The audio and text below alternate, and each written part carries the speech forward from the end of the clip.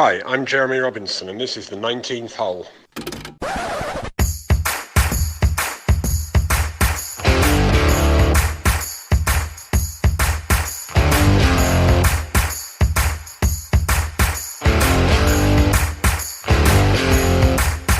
So, hi, I'm Jeremy Robinson, and welcome to the 19th hole.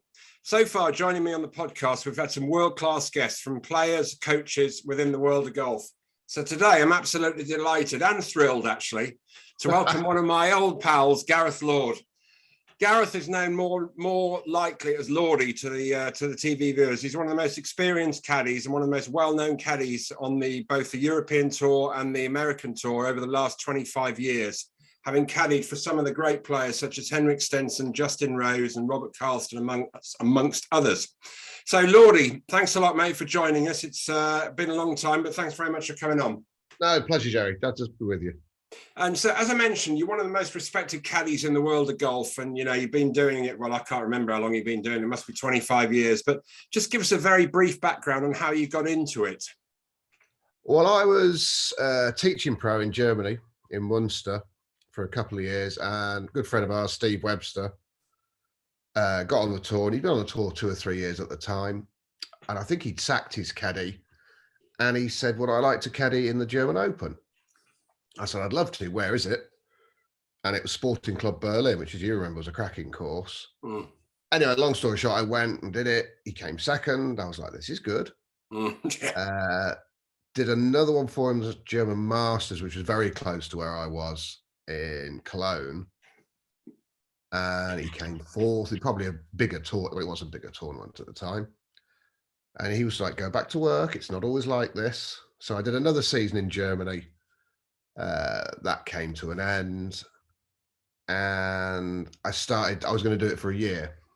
I did the first few with Steve, and then I hooked up with yourself and Mark Davis, and that's really how I got started. Okay, I didn't realize you'd done a couple in Germany and then gone back to the teaching job. So obviously, living the life of on the tour was a bit more, and obviously more financially rewarding, with a second and fourth place in 2 events, than teaching the German amateurs at the time.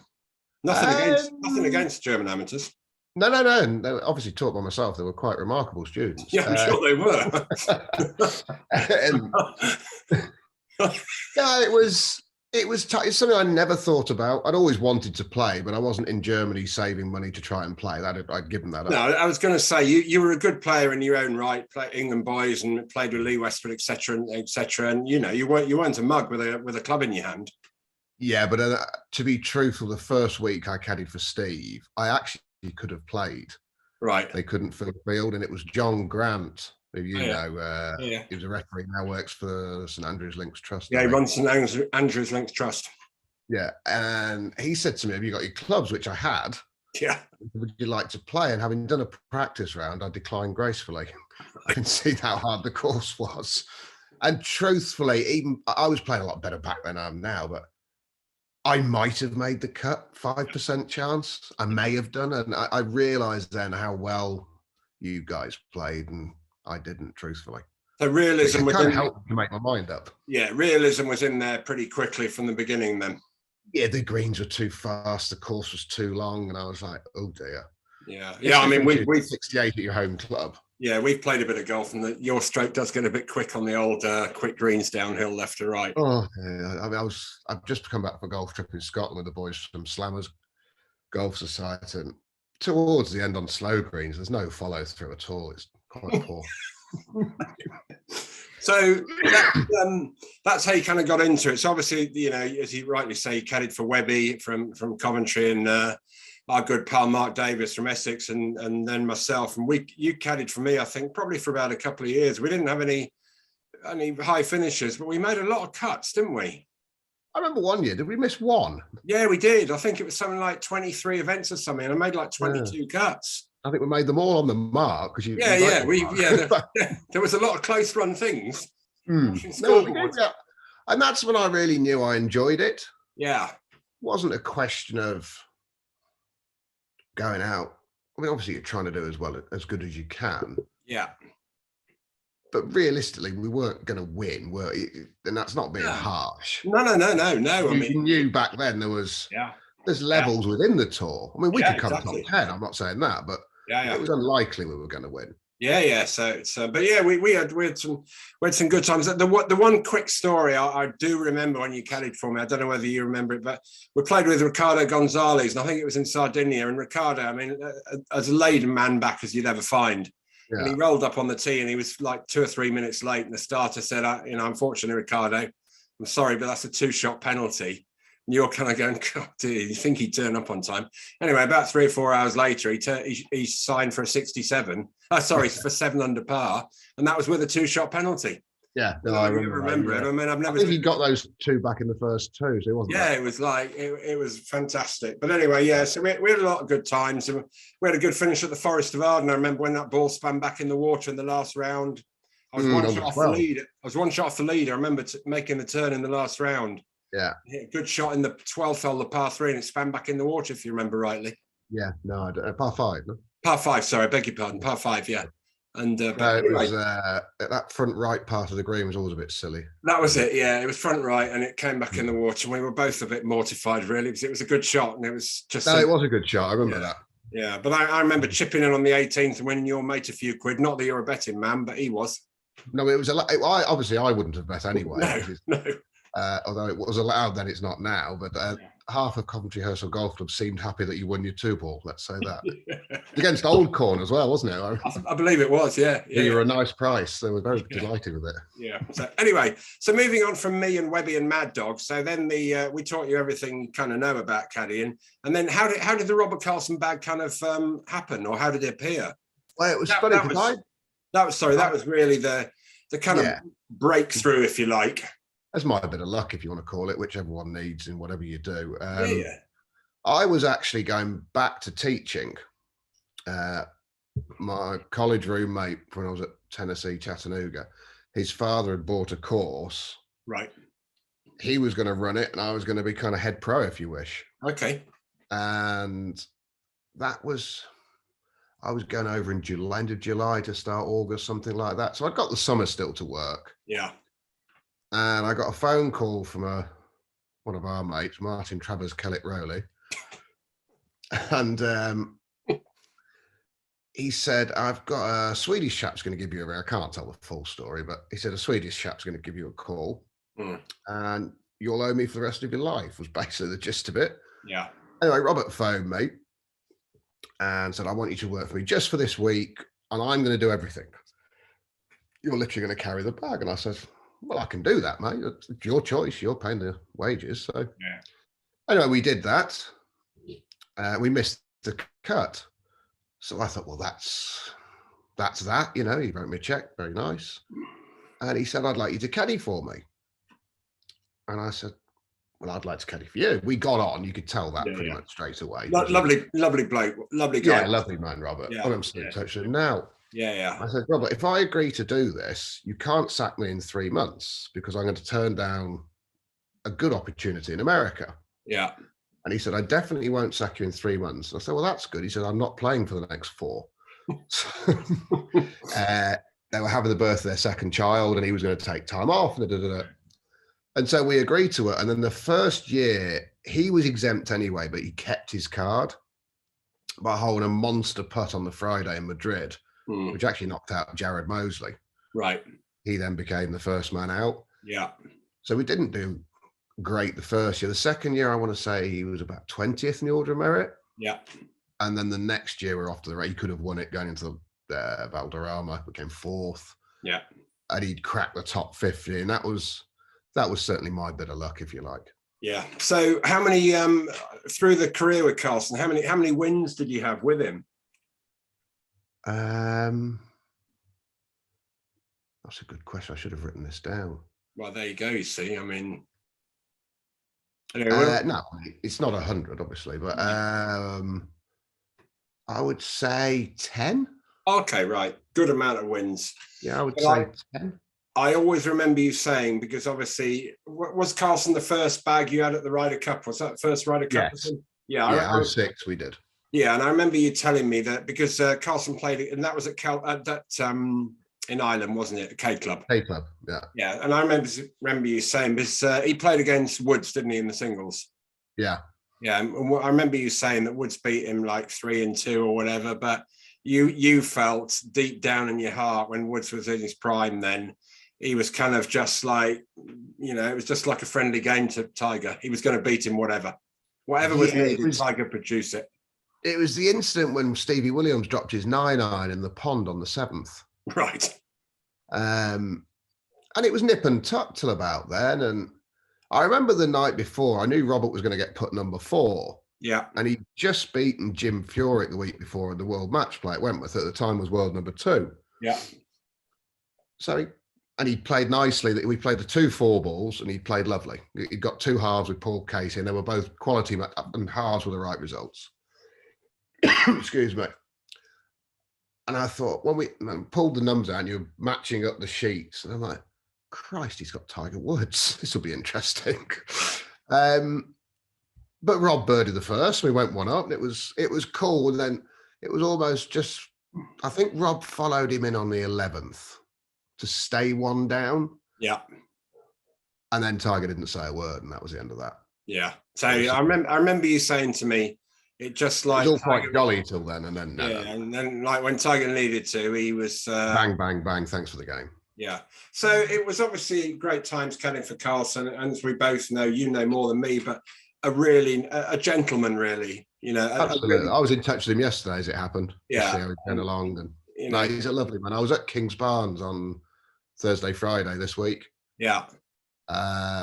And there's a locker with his name on because he won the Dunhill Links, and I saw the picture of him on the bridge. I took that and sent him. He was like, happy memories, mate. What are you doing there? Yeah. Trip. Just a genuinely lovely man. So interestingly enough, and some people would remember this, but when not what happened, but what I'm going to explain, we were going to sign Robert Karlsson to Black Star. He was going to be our kind of first big signing, and it was the week of the Open Championship at Lytham, wasn't it? And kind of not being negative or anything, and it's been a great thing that he overcame it, but basically pulled out the Open with the yips, not with putting, but he couldn't take the club back. No, he couldn't play. I mean, it was. I think you can obviously correct me if you're wrong, but didn't he kind of say he was playing practice round with Sergio, weren't you? And he kind of just said to Sergio, "That's it, I've gone," and walked off. Well, I put his name down. We've arranged with Sergio because he'd been through it. If you remember the re-grips, they used to count up to 20, whatever. Yeah. So I'd arranged a practice round with Sergio, which Robert was he didn't like to ask, let's say that. Yeah. Sergio was fine about it. One was Luke Donald and the other one was Sam Walker. Right. So I'd got there on the Sunday and we tried to play 9 holes on our own, away from everyone. There was no one really about. And it wasn't good. At best, he bounced the club away. So we teed off at about 7:15 Tuesday morning. And as Robert's over the ball, and the poor man can't get the club away, Sam Walker's gone, no wonder he teed off at 7:15. We had 3 goes at it and walked in. And that was how Robert got over it. I don't know. He went back to Sweden. Yeah. Worked like mad. And then rang me a couple of months later and said, I'm ready to go again. Yeah. Which was cool. But I do remember over the time, instead of addressing the ball out the middle of the club, it went further and further and further towards the toe until at which point it wasn't on the club at all. Right. And then he was in real trouble. Yeah. Why? That was a world I know nothing about. But yeah, I mean, every credit to him, he's overcome it and he's bouncing along lovely on the seniors tour. So was that kind of the end of obviously he took a bit of a break from golf, if I remember rightly, didn't he? Was that kind of the end with you guys? No, we split in the end of 10. I went back with him for the start of 11. Right. And then we shook hands August time, end of 11. Was that a sacking, Lordy, or was that a mutual respect and parting of ways? The end of 10, I was definitely sacked. And was that the first ever sacking? Oh, no, I'd had plenty before. I think Anthony Walsh let me go. Okay. All right. We won't go down that route. No, it'd been happened before. But to be fair, everyone I've ever worked for, Yeah. we're still good friends, you know. Yeah, It's well, not. that's the main thing, isn't it? And Yeah, I mean, we're all trying. Sometimes it doesn't work. yeah, I mean, everybody has their ups and downs on the course, don't they? Like, back every player wants to blame the caddy. I mean, that's what you're for. That's your main job, really. Well, Malcolm Mason always summed up the job. Caddying like eating a shit sandwich. Yes. The more bread you get, the less you taste the shit. So, so after that, you had a couple of stints with Thomas Bjorn. I mean, a couple of wins with him. You only caddied for him for about 3 weeks, didn't you? Won 2 tournaments. We won our first 2 together. Yeah, and then did he sack you about week 3? No, Thomas was having other issues, let's say. Well, and he wasn't sure when he was going to play again. Okay. So that was I probably owe him a few quid on that point, because then I text Henrik Stenson. So. Yeah, I was going to say, so that was short term. Yeah, I remember you had a couple of weeks with Alvaro Karlsson, didn't you? You had a second place with him, didn't you? Yeah, I don't know about second. That was when myself and Robert first split. Right. Okay. Alvaro was with Johan Elliott. Okay. Yeah. Same manager, and Alvaro had split with his caddy, and he hadn't got anyone for Augusta, and I went originally just to do Augusta with him. Yeah. Okay. And I did 10 tournaments for him. Okay. Right. Yeah. So, and then obviously the next one was the Stenson bag. Thank you. Yeah. So how did that kind of appear then, really? Well, Robert had won the World Cup with Henrik. Yeah. In fact, and I think they'd come second as well in 2 goes. Yeah. So you'd been out with him a lot. Yeah. We all sort of started at the same time, early 2000s. So you'd known him. And they'd done Ryder Cups together, a couple of games, which worked. And I was sitting at home. I was unsure when Thomas was going to play. And I watched him win the South African Open. Mm. And I rang Johan Elliott. Yeah. I said, who's Henrik got next year? And he said, no one. He's looking. Why? I said, well, so am I. Right. And he went, give me 10 minutes. Within an hour, then Henrik had phoned with the time difference in America he'd gone back to and stuff. Yeah. And we agreed to give it a whirl, see how we go. So that was the start of something beautiful, because obviously what we want to really get onto and just have a little bit of a chat about, there was obviously some great times before that, but the Open, it was in my opinion some of the best viewing of golf on TV. I mean, it was absolutely remarkable. The final round. I mean, what was the build up like going into the week, Lordy? Was he playing well or feeling good about the whole thing? Yeah, he'd won 3 or 4 weeks before in Germany. Right. And he'd sort of hung around. He wasn't playing his best, but he was playing well enough. Gut Larsenhoff, which Karlsson won there as well. It's all been a favourite place of mine. It's where Webster came 4th back in the day. Right. And when it mattered, all of a sudden the lights came on and he was brilliant. And obviously having a win only breeds confidence.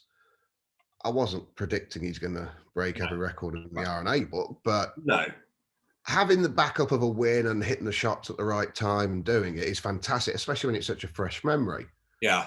And then what they did, going into the last round, it was pretty much a 2-man shootout, but you could have a really fast start at Troon with that wind. Yeah, just before that though, had he played in the Scottish Open the week before? Yeah, I think we did okay. I don't remember. So his form was like, I'm just trying to establish where he was in his kind of that year in his career. I mean, how had he done in the US Open and the Masters that year? I think the US Open, he'd had a bit of a strop and walked off with 2 holes to go. We had to go back in the morning to finish, and I don't think he bothered. So that wasn't the greatest. Okay. The Masters was never his favourite place. No, so it's the wrong course for him. Yeah.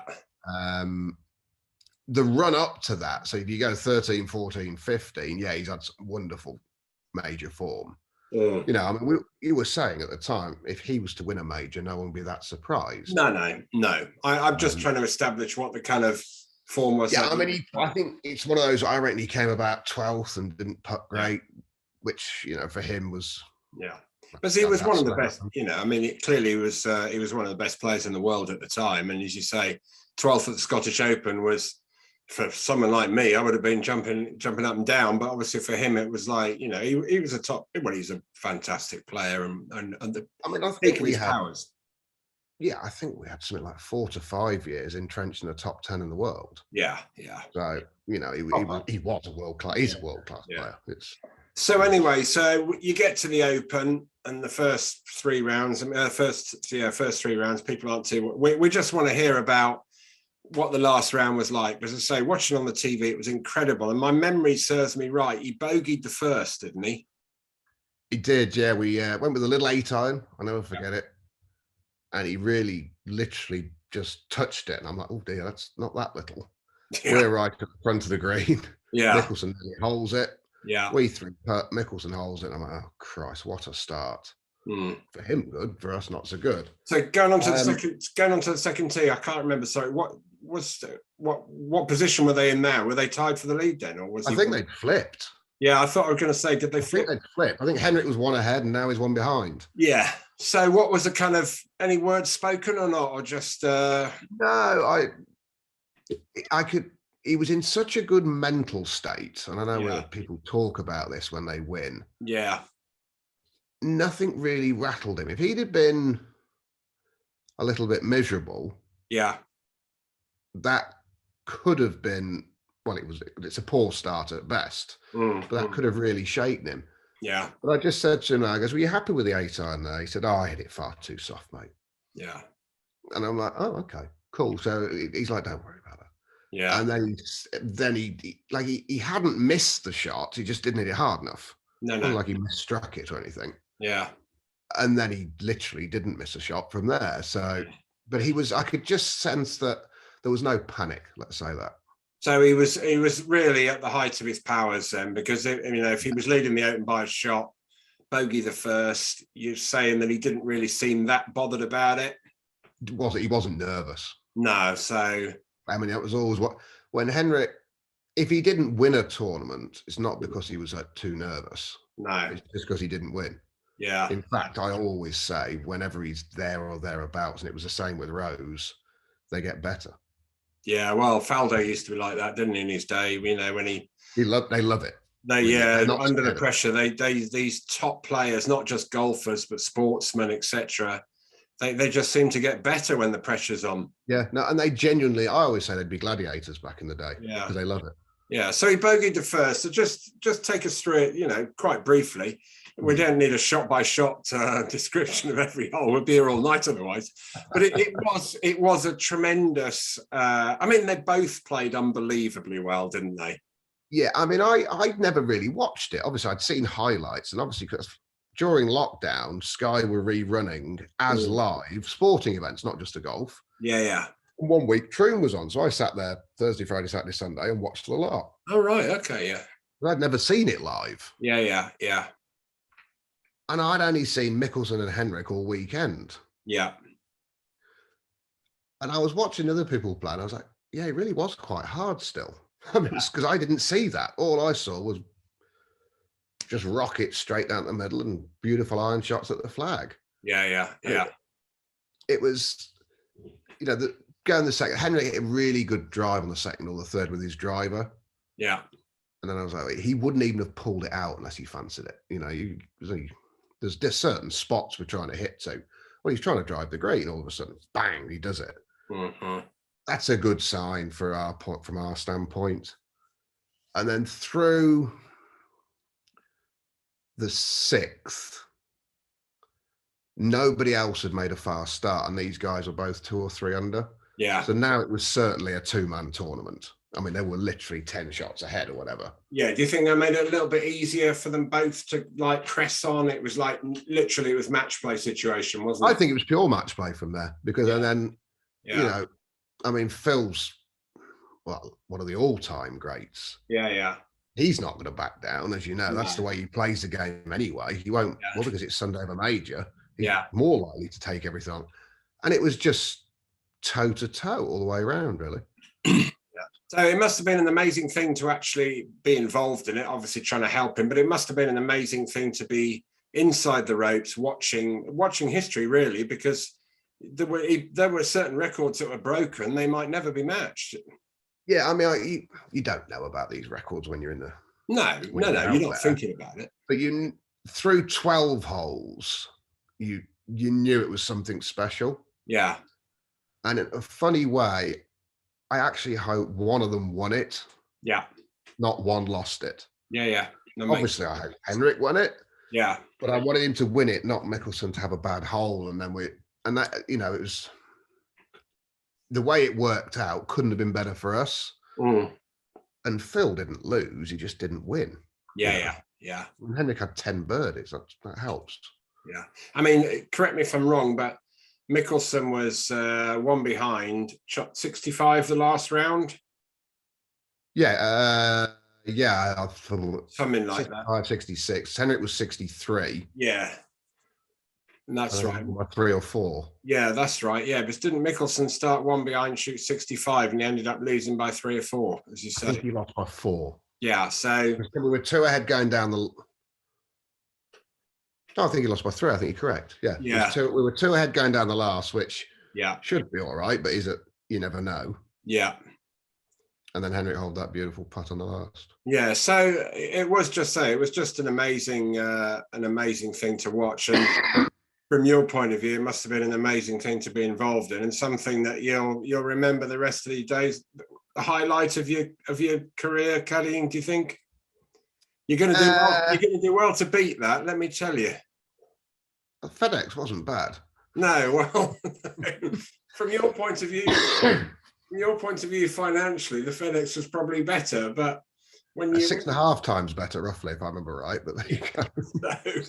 But it was amazing to watch it, and an amazing career that you had with Stenson, as you rightly say, the FedEx, and then you won the DP World Tour Championship about 3 months later, whatever.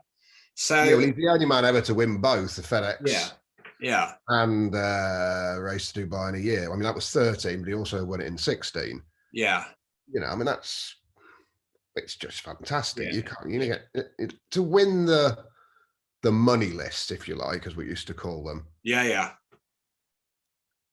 I mean, the Open will always be top of the pops for me. It will be. Yeah. But it's a bit like they say, do you want to win the Champions League or the Premiership? And they generally say the Premiership because it's a truer test of, it's a year-long race. Yeah. And that is pretty special. Yeah. So here's a question. So here's a question for you. If a young caddy was saying to you, or anybody was asking you, what did you prefer winning? Did you prefer winning the Open Championship, or did you prefer winning the FedEx playoffs? I'll take the 5th, whatever it's called. I mean, both, if you have to give one back, you'd give the FedEx back. Yeah, I mean, both of them begrudgingly. Yeah, both of them are clearly very special. I actually asked Zach Johnson that once. If you have to, he won the Open at St Andrews, right, and Augusta. Yeah. And I said, if you had to give one back, what would it be? And he just looked at me and said, thank God I don't have to. Yeah. Especially Open at St Andrews as well. Yeah. So, well, I remember when he won it. Yeah. It's an impossible choice, especially for the players, because they've won it. I mean, I've only really truthfully carried the bag and tried to that's one of the things. Interesting you say that, because it's a story that I tell people, that obviously, but because you and I are good mates and good friends and everything. And it's one of the things that I tell people, the boys at the golf club and that. I said, Lordy always says, the classic caddy situation. It's, when the player does well, the caddy says it's we. When the player's not doing so very well, it's him. But as we made birdie, he made 6. Yeah, but as you always said to me, and I said to the boys at the golf club, you've always said, even if you hadn't been carrying Henrik's bag and he'd actually been carrying it himself, the way he played in the height of his career, he still would have been doing quite well. Oh, I mean, I always say this as well. I caddy for myself and I've never won the Open. So how much influence do I have? It's like, yes, you do all the prep, where the misses are. We have spots for certain wins.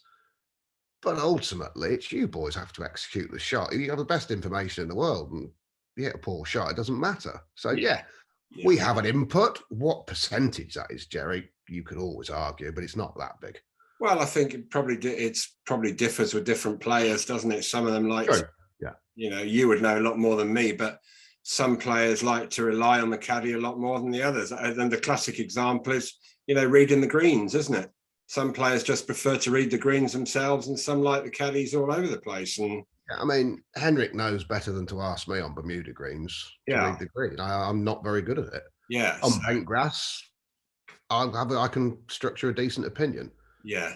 So but he reads them miles better than me, and sometimes he'll ask me for the read, and I always say that's without the grain. Yeah. You can see how the land lies, and then it's up to him to factor it in. But it's very rare. Yeah. All right. So that's kind of on the open. So obviously great fun caddying for Stenson, financially very rewarding for the both of you. Great career with you two guys, and then it kind of just like faded out a little bit, and then it was happened. Fell out. We agreed that the Ryder Cup would be our last event, probably 6 weeks before the Ryder Cup of 2018. Yeah. 2018, we hadn't had a great year on the course, and there's lots of, you could say for whatever reason it is, but there wasn't one. No. My shoulder was killing me, and I needed an operation. Yeah, and he had surgery as well, didn't he? He was having surgery because actually, when we were at the Ryder Cup, I said to him, "Hey, I booked my flights for Dubai. I didn't realize I'd already booked them." I remember you saying, "Why don't we just go to the end of the year?" Yeah. And he went, "You know what? Why it's we've been lucky and we've won a couple of times there. Why wouldn't we keep going till then?" Yeah. He said, "The only thing I've got to tell you," he said, "I'm going to have my knee done." Yeah. And the moment the Ryder Cup was finished, and I don't know if I'll be back. Yeah. I said, "Well, I won't cancel my flights. My shoulder's scheduled for December." Yeah. Frank got the shoulder specialist, and I got it. He got me in way earlier. So I rang Henrik. He said, I don't think I'm going to play anyway. So the Ryder Cup, we knew that was the last one. Yeah. So I had my shoulder done, which unbelievably, from carrying a bag for 20 odd years, the gaps in the shoulder blades had diminished. So I was getting bone on bone. It wasn't horrific, but it was uncomfortable. Yeah. So Lordy, so Stenson kind of finished, and then so it wasn't really a firing. So you're telling me really that you hadn't been fired. How many times had you actually been fired as a caddy? Be honest. Oh, a good few. Oh, there was a few, was there? I bet 4 or 5. Oh, well, I'll rephrase that. The worst firing then. The one that hurt you. Oh, Robert. Oh, you count that as a proper firing then, that one then? Oh, yeah, no, the first time I was fired. Oh, were you? Oh, it's the end of it. Because I remember, firing a caddy is tricky. I mean, I remember playing in Germany one year, and you remember him, Stevie from Sunderland, big Sunderland fan, the chef and everything. He's such a nice man, but he could just talk and talk and talk. And as you know, when I was playing, I wasn't the most, I didn't talk all the time. It's fair enough having a chat, but wasn't talking all the time. And I decided before Germany that I was going to part my ways with Stevie. That was what it was. And I had decided that. Anyway, I managed to finish 5th that week in Germany. So he was obviously very, very pleased. I was obviously very pleased. But I stuck to my guns. And he said... Possibly mistakenly. Yeah, well, he said to me, he packed the bag up and everything in the locker room, and he said, "What about next week?" And I said, "Steve, look, I don't know how to tell you this, but we're fit. I've got to go somewhere else. I've got someone else caddying for me from now on." And he kind of, what he was like. He thought I was obviously joking and everything, but I wasn't joking. And I said, "I'm sorry, but that's the way it is." So he then, fair enough, he unzipped the travel cover that he packed the clubs neatly in and put the shoes in, and he just tipped the whole lot upside down in the locker room in front of clubs out the back, a lot, clubs out the pram, as it were. But I'll never forget it. It wasn't an easy thing to do, but obviously from your point of view, it was not nice to be fired either. But that's just the way life is. But I see Stevie now. He caddies at Beaverbrook, and I see him when I go and watch some of the young guys. He caddies for some young players on the Euro Pro. We get on fine. As you rightly said early in the conversation, you got to remain friends with these people. You're only just doing it for what you feels best for yourself. Yeah, I mean, I was texting with Stevie this week, actually. Right. Just first time for ages, but we had a quick chat, so we're catching up and stuff. And yeah, look, it happens. You do. If you work for someone for a long time and you've had some success and you've been through highs and lows, and the job has changed a little bit from when me and you did it. I mean, myself and Henrik, we have boot camps now, we call them. So the whole team goes for a week and we do the practice together and get you ready for the upcoming events. Yeah. You don't do it every time, but 3 or 4 times a year because you have these spurts where you're going to play. Yeah. We never did that before. No. Well, nobody really. There's a lot more to it. You know, and you get, there is an emotional attachment, you know, because you're putting your heart and soul into this thing. Yeah, I mean, at the end of the day, everybody's, you know, if you're doing if the player and the caddy is working as one, then they're obviously trying to achieve the best result that's possible that week. Yeah, you know, you might have put all the work in, you can see it's not working, but you're praying it's coming, and while you're praying it's coming, you get the sack. Yes. You know, and of course you know what happens the next week. Guaranteed the player has a huge week, and you just look at complete plums. So anyway, moving on from the sack to brighter times. Then after Henrik, you know, you started caddying for Justin Rose. You know, you had obviously known for a long time, played golf with him when you were both young and everything. So it was a kind of, I wouldn't say a match made in heaven, but it was a kind of natural thing that was easy probably for you both to start doing. Yeah, it was a funny scenario though, because one of my best friends on tour is Mark Fulcher, Fooch. Yeah. And I'd had my shoulder done. It was actually January the 6th, my stepfather's 60th birthday, because we're going out for dinner. Right. And I got a phone call from Fooch, and he said, "Could you cover for me for a week or two?"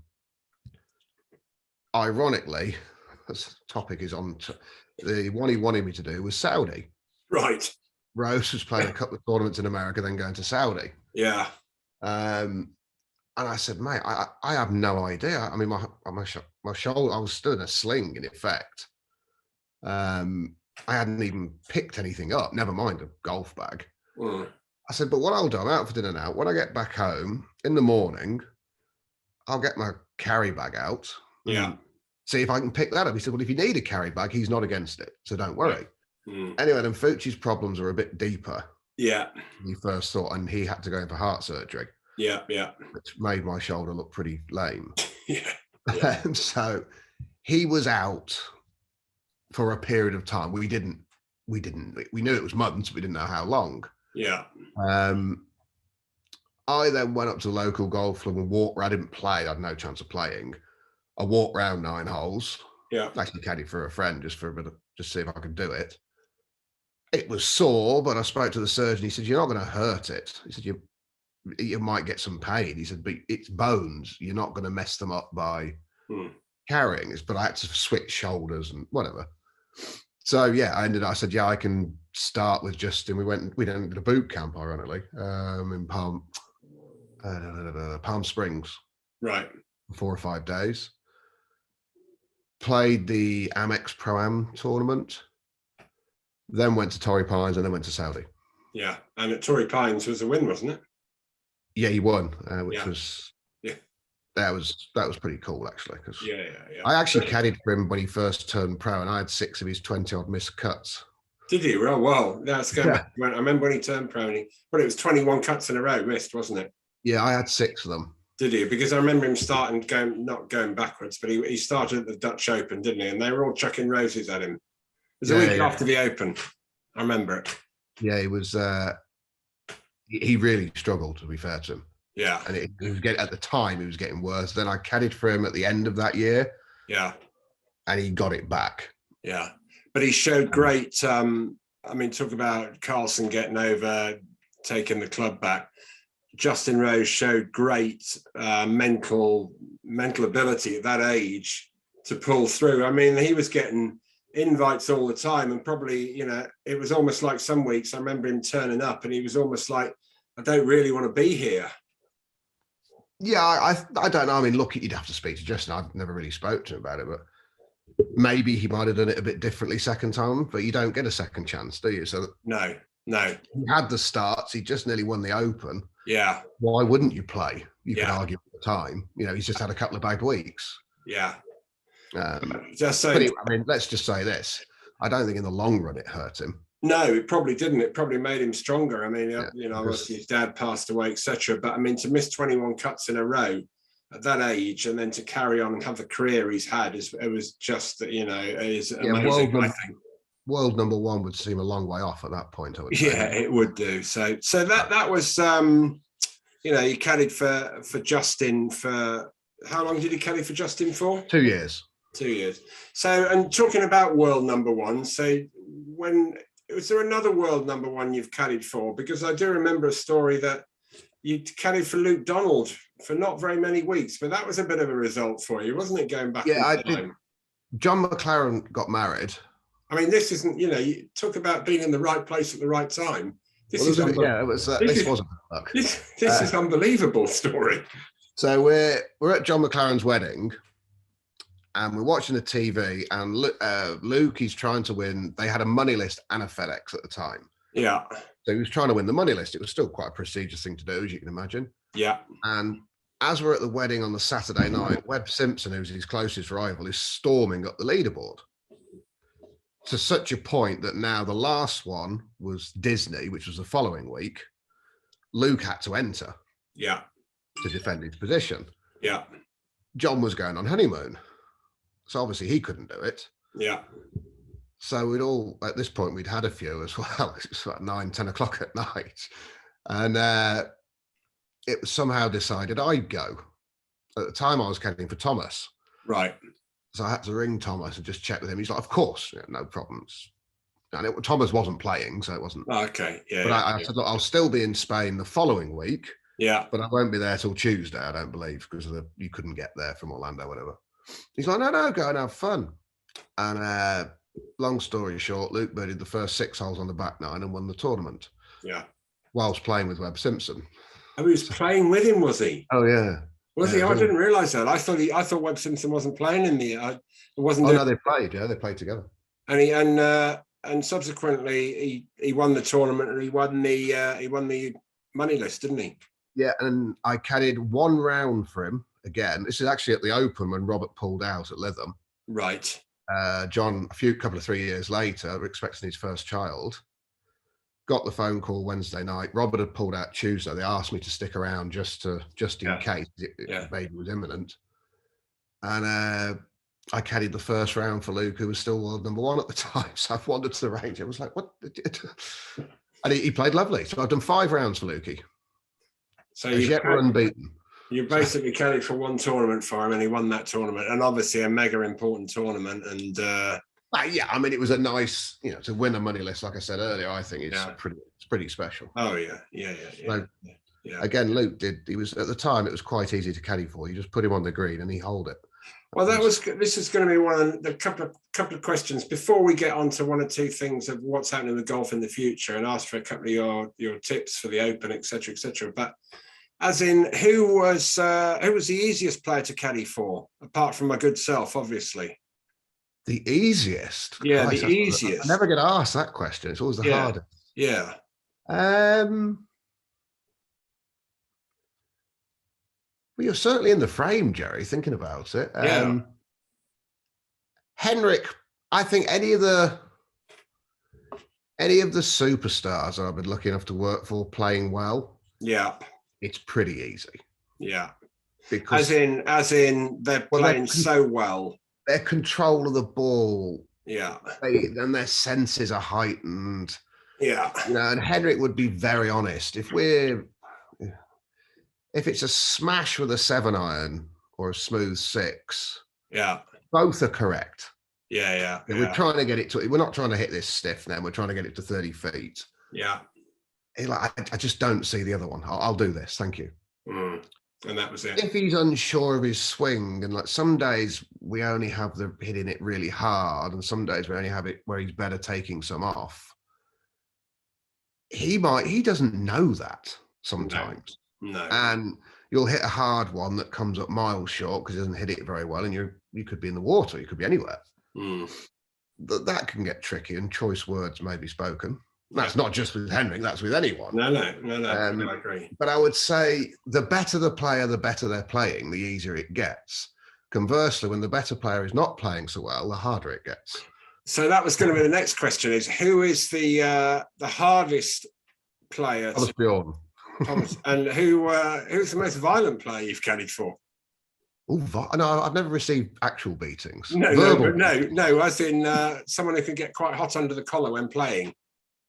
Oh, Henrik. Oh, really? Oh, yeah. The Iceman can melt now and again. Wow, I thought you were going to say something different to that. No, Henrik can get angry. Yeah, okay. In a good way, he gets rid of it, but yeah. It's genuine anger. Well, one must take at least 2 paces from the bag. Right, okay. That's kind of what I was getting was. So yeah, you'd be the most scared of him. Well, I would be in the way to the bag that's going to get mistreated. It's up to you to get out of the way. Yeah. I would say, which so far, touch what I have. Yeah. Okay. So that's quite an interesting thing. And Luke Donald, he must have clearly been. Obviously, he was easy to caddy for 1 week, but he always comes across as such a nice guy. Generally, he must have been, for the guys who caddied for him, for Johnny, he must have been an easy guy to caddy for, was he? I would get that. I mean, he would be. Yeah, he's very calm out there. I mean, again, I've done 5 tournament rounds for him. It's yeah. I've done for the other boys. I'm sure. Yeah. He might wake up in a bad mood one day. He's a human being, and he's got every right to. Yeah. But yeah, Luke would be. It was just very calm all the way around. I wouldn't say it's a roller coaster.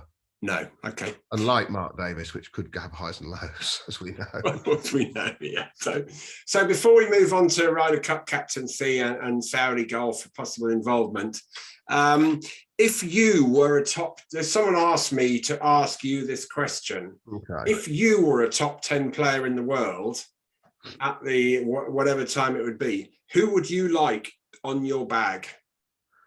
Who would I like on my bag? Yeah, if you'd been at the Open that year with Mickelson and you were going into the last round, who would you have liked on your bag?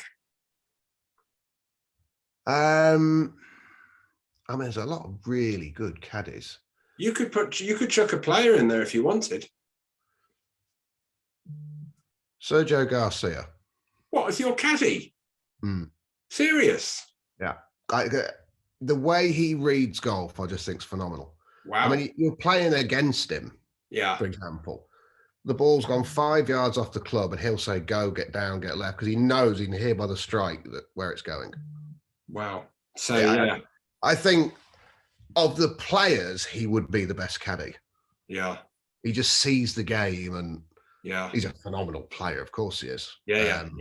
That's really interesting. That's really interesting you say that. So he, especially for a links especially with the flights and the different shapes. I mean, he moves the ball any which way he wants, high, low, left to right, right to left. So obviously you think he's a fantastic player. Oh yeah, wonderful. Yeah. Has been for 20 odd years. I mean, 25 years. Yeah. Well, I mean, after last week or last night when I was watching on TV, he might not be playing on the PGA Tour too much longer, but there you go. So who could possibly say? Anyway, so just going back to kind of Henrik and that. Obviously, a great honour to be Ryder Cup captain. He's been with the likes of Poulter, Rose, and all these guys, Garcia, as you mentioned. They took the mantle from kind of Sevis and all those guys who built the Ryder Cup, and they took it to another level by kept winning it all the time. And obviously for Henrik, it's an absolute honour to be Ryder Cup captain. Yeah, he's as proud as punch. I mean, he's been smiling ever since he's got it. Yeah. I think the last few weeks it's dawned on him what a big job it is. Yeah. But he kind of knew it, but until you get put in a situation where he is a perfectionist. Yeah. So he will have a hand in everything. I'm sure he will. Yeah. I saw he'll make things in his way are correct. Yeah. I did see some. Yeah, I saw something on Instagram about how he'd already had Kinnings and the rest of them to his house for some meeting, etc. I think there was 10 of them turned up. Yeah, I did see the picture of them all there. So obviously that's a great honour, and I'm sure he'll be a great captain, and hopefully the Europeans can win the trophy back. So moving on, just a couple of things. So there's the 3 majors left for this year. We've got the US PGA coming up pretty soon, the US Open, then obviously the 150th Open Championship. So kind of give us a few hints or tips of who you think is going to feature in these majors? I've always felt Matthew Fitzpatrick has majors in him. Right. I mean, he's playing beautiful golf this year. I think I'm watching the golf now. Yeah. Off. Yeah. He's up there again this week. He's churning out the top tens. Yeah. And if you look at his stats, his golf has evolved massively. Yeah. He's now really good off the tee. He wasn't before. Too short and a bit crooked. Yeah. Now, I want to say through 2 rounds, he was leading the strokes gained off the tee. Right. Now, that's a combination of length and accuracy. It's the ultimate driving stat. Yeah.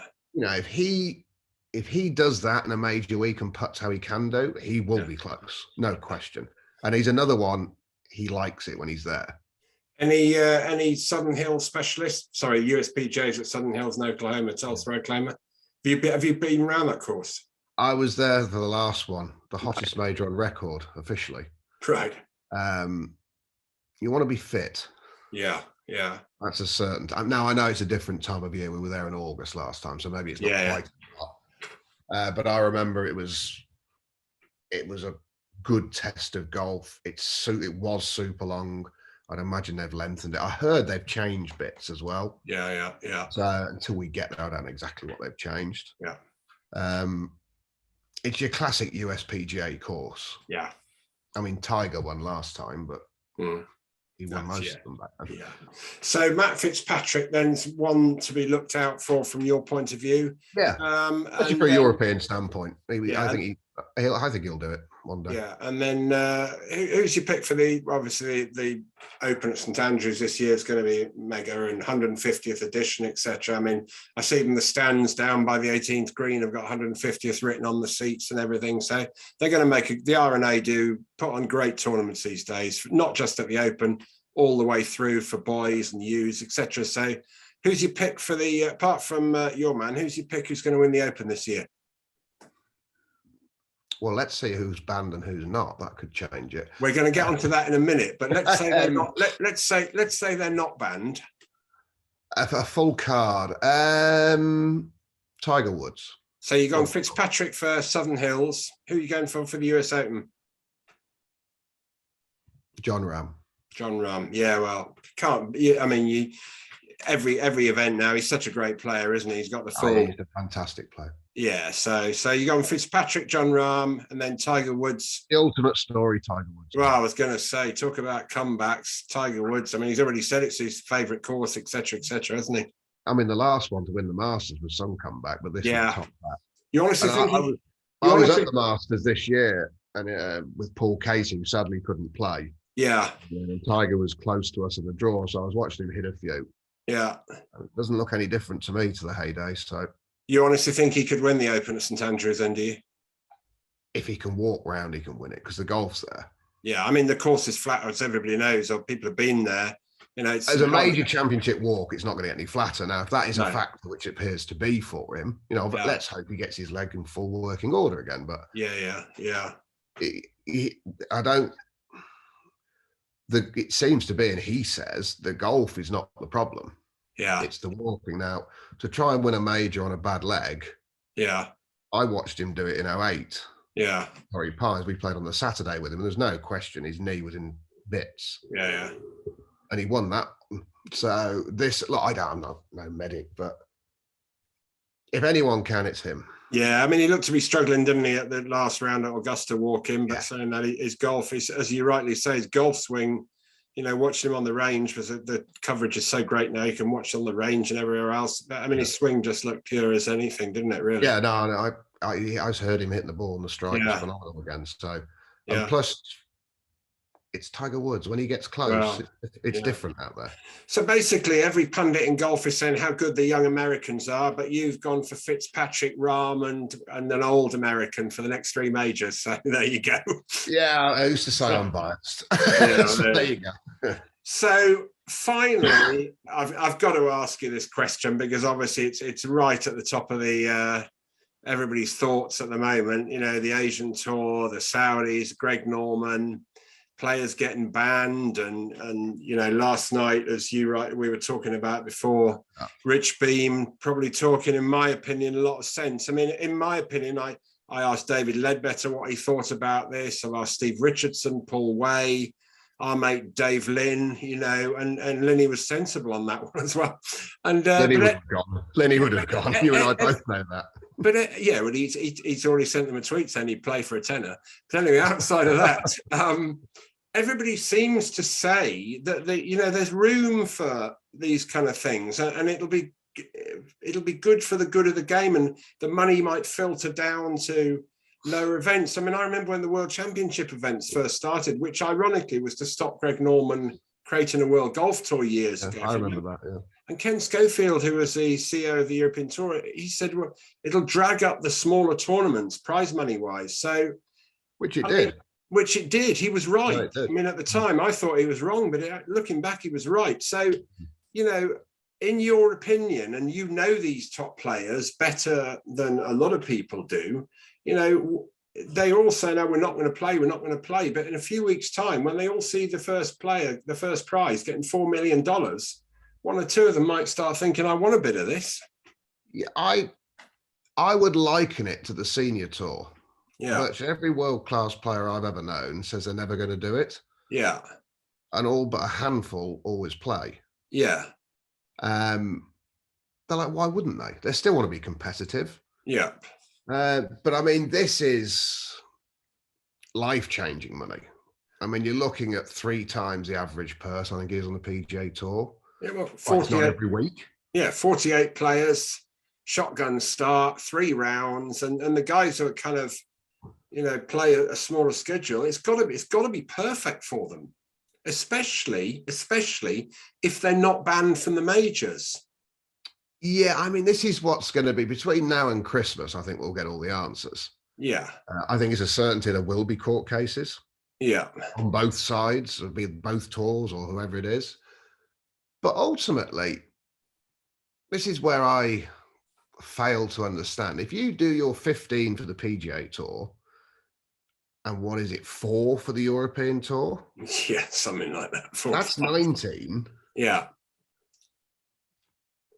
Aren't you free to do what you want the rest of the year?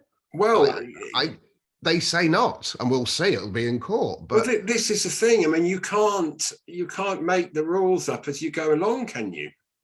Well, I thought they could change them next year. That's a different thing in my world. But, well, yeah, that's one thing that obviously people are talking about a possible merger of the tours and bringing them close together and changing the rules. But surely, I mean, we could talk about this all night. Yeah. Obviously, the very interesting thing is going to be who is going to play at Centurion in a few weeks' time. I mean, obviously, they've got an Asian Tour event at Slaley Hall the week before. Yeah, well, I mean, that was all. There's nothing wrong with that when we went to Asia back in the day, the European Tour event, was there? No, exactly. The European Tour. I have no issue with that. Competition is for the best players and the best tournaments. It always has been. Yeah. And America won 20 years ago, if the truth be known. Yeah, I mean, the American That's Tour. why the superstars all live in America, pretty much. Yeah, the American Tour have had not a monopoly, but they've been the strongest tour for years. I mean, back in the early 90s, there was nearly a bit of parity with the exchange rate, etc. But the PGA Tour have run golf pretty much, professional golf, for a long time now. And it seems to me... Brilliant. Yeah, and fantastically, the opportunities are absolutely. Absolutely. I mean, they've done a great job. They're great tournaments and everything's fantastic. And I love watching it in the evenings, especially on a Sunday night. I just love watching it. But in the end of the day, do you feel that, they feel a bit threatened and they're thinking, this is not right. We run this show.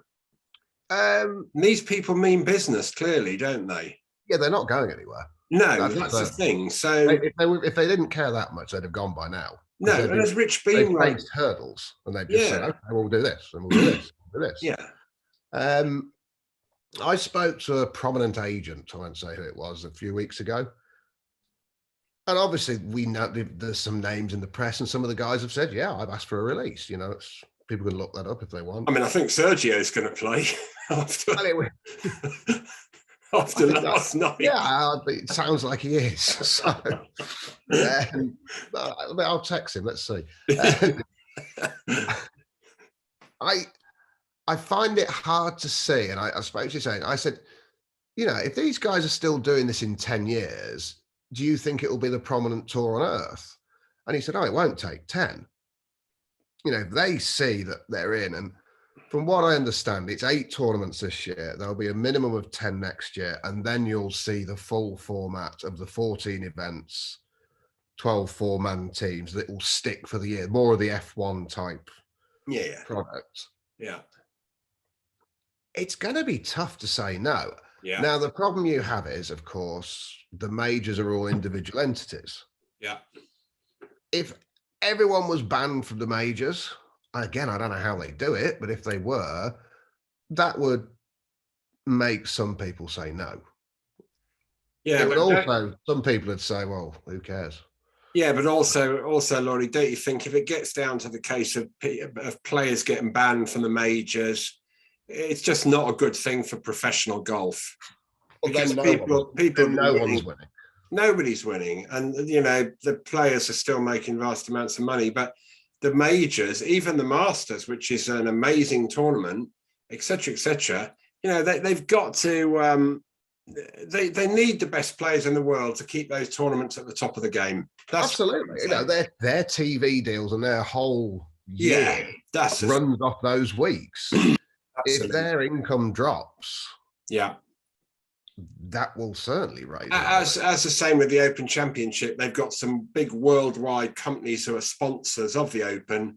If they're not going to get the best players in the world playing in it, then really, I just think that they've all, as Rich Bean was saying last night on Sky, they've just all got to really sit down in a room, however long it takes, and bring as many prawn sandwiches and beers and whatever. You're allowed to have beers and sandwiches now when you're working. And not for the Saudis. No, but anyway, they need to sit down. They need to sit down and they need to sort it out for the good of the game, in my opinion. Yeah, I mean, and I hope it happens before Christmas. I don't think it will. Yeah. I think, if your company was being hostilely taken over, if you want to view it that way, you'd fight like mad. Yeah. I mean, from what I understand originally, yeah, these guys wanted to work with the tours. Yeah. And the Americans I don't believe him, spoken to them. No. So, which I think, if true, I think is strange. Well, I totally agree with you. I mean, I personally think there's room for it. It's just, it's like the IPL in cricket. People were saying this won't work. And when England used to ban the players from playing, I mean, look at it now. The 2020 is just, it's huge. And the cricketers are making 10 times the amount of money they used to make. Good for them. And good for, I'm not saying anything against it, Yeah. but at the end of the day, they all sat down, and now England cricket appreciate, their players have got to go and play to get better. But, we could go on talking about this all night, and it'll be very interesting to see what happens, certainly in the next 2 or 3 weeks, by Christmas, as you rightly say, where things are going with schedules, etc., for next year. So yeah, and I think the big one for the PGA, it seems to be to grant a release on American soil. Yeah, that seems to be it. There is a bylaw for that. Yeah, I mean, it's going to be the whole thing is going to be, after the first event at Centurion, the whole thing is going to be very interesting to see what happens. Looking from my point of view, certainly from the outside in, I'm going to Slaley Hall actually, because we've got 2 of our players who've, fortunately enough, got invites to the first one, so it's going to be interesting to see. But anyway, as you say, we could talk about this all night long, but it'll be by Christmas time. I'm sure the whole thing will be a lot clearer. It'll be a lot clearer. Yeah, and so I just can't begrudge anyone that wants to go and play. I don't think. Say again. You can't begrudge anyone that wants to. No, absolutely not. I mean, everybody, all golfers are self-employed in the end of the day. I know they say, well, you sign up to the tours and you sign up to their rules and regs, but at the end of the day, they're self-employed people and they work for themselves. And, whether you like it or not, they do what they want to do, and you can't, that's up to them. I mean, it's almost coming to the point. Well, you're telling a grown man he cannot do this. Well, you can't. Well, if he couldn't play golf, he wouldn't give a monkey's what he's doing. No, exactly. So to me, it doesn't make any sense. I've got to be honest. I couldn't agree more. So I'll finish off by just asking you, and make this one brief. What the most memorable experience you've had as a caddy? Would it be winning a tournament, the Ryder Cup? What's the most memorable experience you've had that you'll go underground thinking about? The 06 Ryder Cup, my first one. Right. Okay. Was just, it was in Ireland. The crowds were, as you can imagine, the celebration, as you can imagine. Yeah. It beat everything I expected. Right. So it was clearly. I didn't have the experience back then I have now, so you kind of know what's coming. Yeah. And it was just phenomenal. Yeah. You walk around on a cloud. And going back, that was when Karlsson played against Tiger Woods, right? Played Tiger, yeah. I mean, I watched that the other day again in lockdown. Yeah. And it is hosing down on the third tee. Yeah, I remember the weather was terrible. And I've got shorts and a t-shirt on. I have no recollection of it raining at all. Yeah. So you just didn't care. It was weird. So you've had some great times, and it's been obviously great fun doing it more than anything. You know, you've won majors, you caddied in the Ryder Cup and FedEx playoffs and all this kind of stuff. So overall, you really, I reckon, Lordy, you've got no regrets, mate. Not many, anyway. I'm a shade in front, Jerry. That's all I'm going to say. Yeah. Well, we have our problems getting Zoom working, but we got that eventually. So yeah, we're not technical. We're not IT. No. Well, I had this problem with someone else as well. I'm not a techie, but it's like the other guys I've spoken to. So I've spoken to Steve Richardson and Paul Way, ex-Ryder Cup players, and David Ledbetter, and Lenny is a great friend of ours, you know. Yeah. And I've had a lot of fun. I've had a lot of fun tonight as well. So it's been interesting. I'm glad you invited me, mate. No.